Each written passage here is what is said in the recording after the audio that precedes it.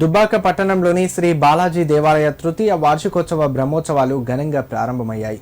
కలశారాధన, అగ్ని ప్రతిష్ఠ, గజారోహణ, బలిహరణ, నిత్య హోమం నిర్వహించారు.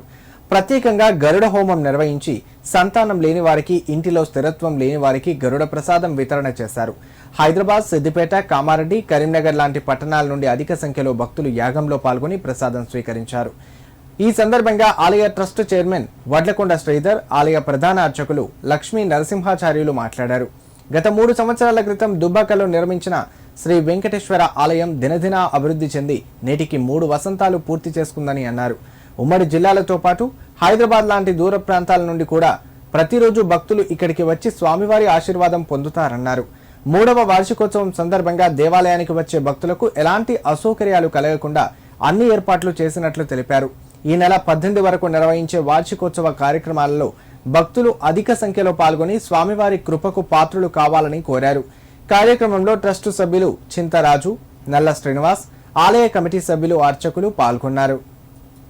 దుబ్బాక గ్రామంలో గత 3 సంవత్సరాల క్రితం వెంచప్ చేసుకున్నటువంటి శ్రీ కళ్యాణ వెంకటేశ్వర స్వామి యొక్క తృతీయ వార్షిక బ్రహ్మోత్సవాల్లో సందర్భంగా నిన్నటి రోజు అంకురార్పణ పుణ్యావాచన కార్యక్రమం చేసుకోవడం జరిగింది.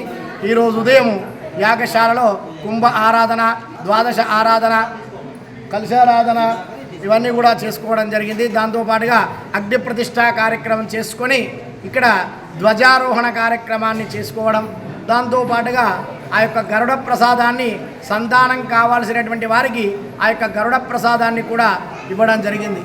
ఈ ప్రసాదం కోసమని హైదరాబాద్ నుంచి, గజ్వేలు, సిద్దిపేట, కామారెడ్డి, నిజామాబాద్, కరీంనగర్ నుంచి అనేక మంది భక్తులు విచ్చేసి ఈ యొక్క గరుడ ప్రసాదాన్ని స్వీకరించడం జరిగింది. వాళ్ళందరికీ కూడా ఆ యొక్క స్వామి యొక్క అనుగ్రహం వల్ల సత్సంతానం కలగాలని, ఆయురారోగ్య ఐశ్వర్యాలు కలగాలని, ఆ వెంకటేశ్వర స్వామి యొక్క పరిపూర్ణమైనటువంటి అనుగ్రహం వచ్చినటువంటి భక్తులకందరికీ కూడా కలగాలని ఆశిస్తున్నాము. దుబ్బాక పట్టణంలో శ్రీ బాలాజీ దేవాలయంలో బ్రహ్మోత్సవాలు, తృతీయ వార్షికోత్సవ బ్రహ్మోత్సవాలు జరుగుతున్నవి. దీనికి భక్తులు తండోపతండాలుగా చేయుచున్నారు. ఈరోజు బ్రహ్మోత్సవాల్లో భాగంగా గరుడ ప్రసాదం అనేది ఈరోజు పంపిణీ చేయుచున్నాము. ఆ గరుడ ప్రసాదానికి ఎంతోమంది సంతానం లేనివారు, ఆర్థికంగా ఇబ్బందులు ఉన్నవారు వీరందరూ కూడా అధిక సంఖ్యలో వచ్చినారు. వారందరికీ కూడా ఎటువంటి ఇబ్బంది లేకుండా ప్రసాదం పంపిణీ చేయుచున్నాము.